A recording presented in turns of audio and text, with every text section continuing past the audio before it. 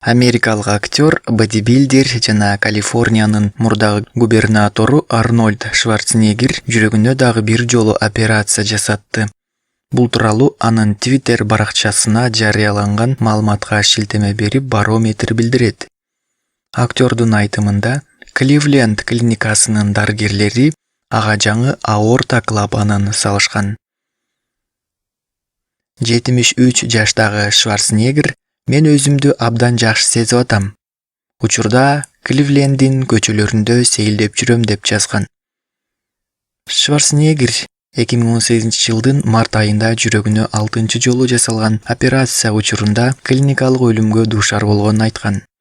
Бул окуя актерго 1997-жылы орнотулган өпкө клапанын алмаштыруу учурунда болгон.